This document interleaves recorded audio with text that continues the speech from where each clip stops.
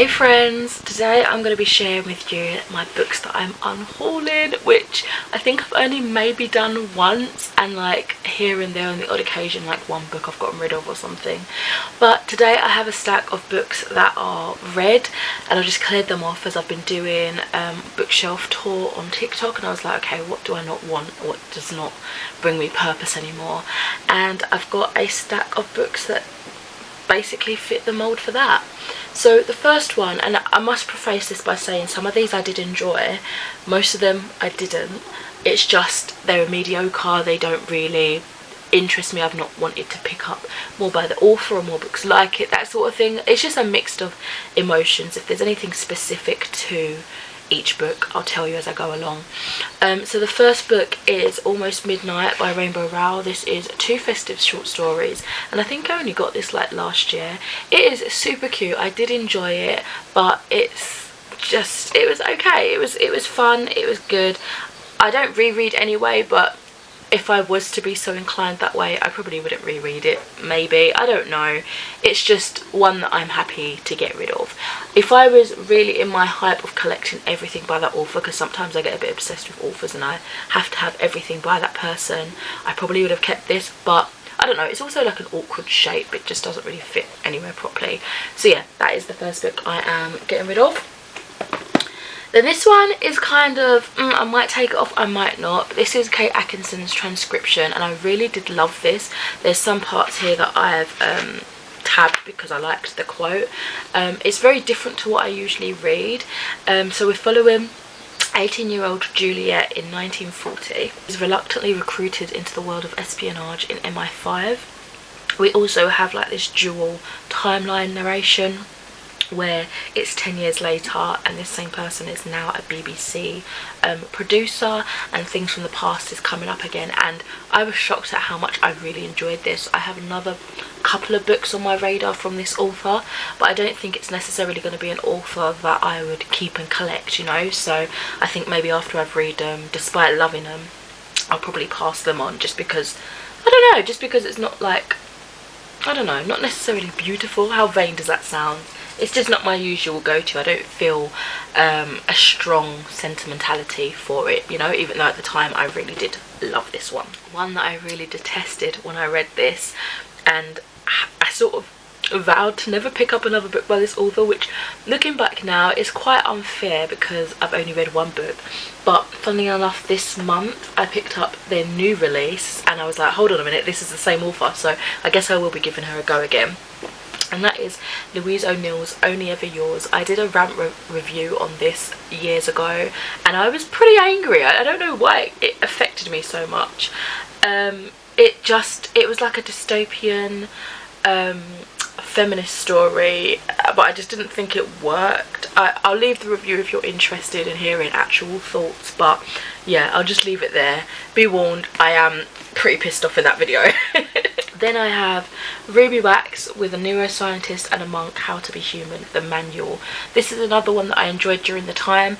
It was kind of like psychology and things like that, and about the human body, which was interesting, but it's not one that's really stood out to me or that I can remember much of now. Then I have The Lie Tree by Frances Hardinge. This is the first book from this author that I have yet to read, and I thought it'd be an author that I'd really love. I have got a couple other books from this author, but this one I was pretty disappointed in. I can't remember if I liked it a little bit at least. It wasn't what I was expecting. I was pretty confused and I don't feel like it was executed in a way that I'd hoped for. It's beautiful. There's also some really beautiful illustrated editions, and I just wished I loved it because I would probably get multiple editions of it, but it just didn't work for me, unfortunately. Then I have You by Austin Grossman, and this is one that I had intended to reread eventually.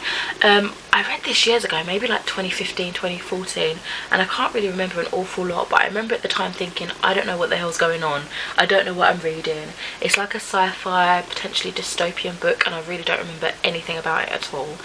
So quickly on the back it says, Russell, Lisa, Darren and Simon created the realms as teenagers in the 80s, hacking together a video game at a time when no one really knew what that meant. Years later, Lisa and Darren still work at Black Arts, where the original game has expanded into a dozen spin-off hits. Russell attempted a more conventional career path, and Simon is dead. When Russell gives up his real life and returns to the company, he soon finds himself in a race to save his job, Blackheart's legacy, and the people he's grown to care about. There's a weird glitch in the software, a bug that holds answers to an old mystery, a secret that could change Russell's past and ruin everyone's future. You is a story of facing dangers and realising that the most obvious path isn't always the best one to follow, and that sometimes playing a game can save your life. So reading the back, it sounds like I'd really enjoy it, but at the time I was just like, I don't understand what I'm reading. So maybe I could revisit this, potentially borrow it out of the library. That's always a resource. So yeah, getting rid of my physical copy of. Then I have this one, The Midnight Queen, by Sylvia Hunter. It's book 1 of the Midnight Queen trilogy.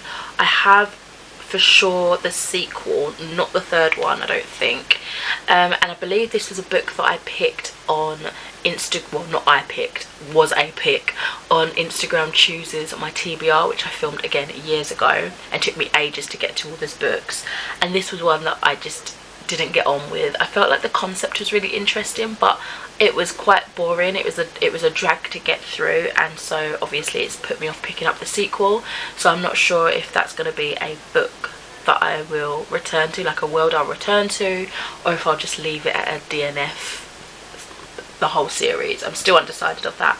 The sequel is called Lady of Magic. I don't know if I want to try it, you know. I might give it a go, maybe DNF it halfway through if that's how I'm feeling, but yeah, I didn't really enjoy this one, unfortunately. Then we have a controversial one, I'm sure, and I have a story for this one. That is Fallen by Lauren Kay, and this edition is pretty beat, and I got to, apparently, I don't remember getting this far, I don't think I got this far, 286, and I stopped reading. So basically, when I was in school, my friend loaned me this copy. I took it to school with me every day, and I did a rookie error. I don't know why I did this. I didn't protect it or anything. I mashed up her copy. It was immaculate when she gave it to me, and I felt bloody awful when I was going to give it back. I was like, I've ruined it. I can't give you this copy back. I'm so sorry. I don't usually treat books like this. So I bought her a brand new edition, and to me, if someone brought me a brand new edition, I'd be like, oh, that's very kind, thank you, but you should have looked after my stuff to begin with. And also, it's not the same book that you cared about, you know what I mean? Like, it's not the one that you've read and had that experience with.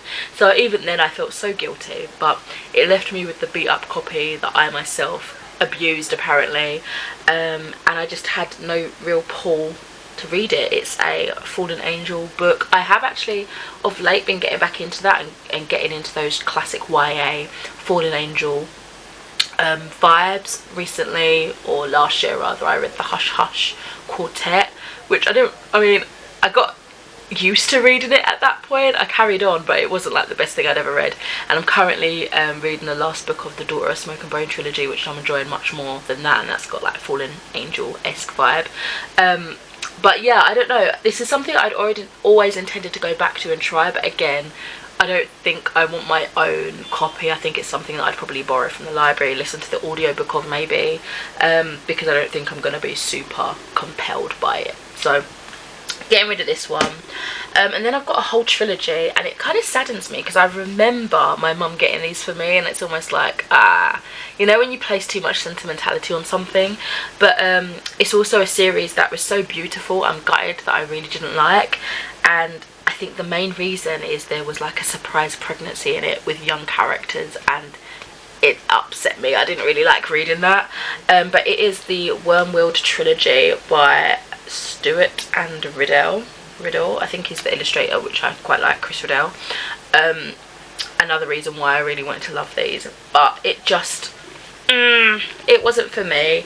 So we have, I think these are in order, Returner's Wealth, Blood Honey, and lastly the Bone Trial.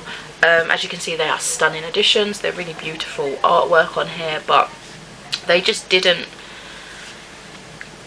captivate me, unfortunately. So it says, this was the barrier, the Badlands, the Wormworld. There was wealth to be had there, Returner's Wealth. He could get in or could die in the attempt. Nestled higher in a giant egg glows a beautiful rider in her white worm watch. A band of hunters wait. A new hatchling is born. One will be kidnapped, one will be wounded, and one will die. Who is it to be? Step into the world of Wormworld, the first of a new frontier fantasy trilogy from the chronicles of the best-selling Edge Chronicles, from the creators, I meant to say. So yeah, unfortunately that was a no from me. Again, read it years ago, so I can't even remember the ratings right now. And then the last three I have, I'll whiz through. We've got Judge 1, which is volume 1 of Judge, by Yoshiki Tonagai. I had intended to continue on with this, but I just haven't, and I feel like there's other things that does it better. Envy, lust, sloth, wrath, gluttony, pride and greed, a group of sinners who bear the guilt of the 7 deadly sins, has been gathered in an old courthouse to face judgment. To leave this place alive, they must offer up a sacrifice, one of their number. As the trial begins, who will the gavel fall on first?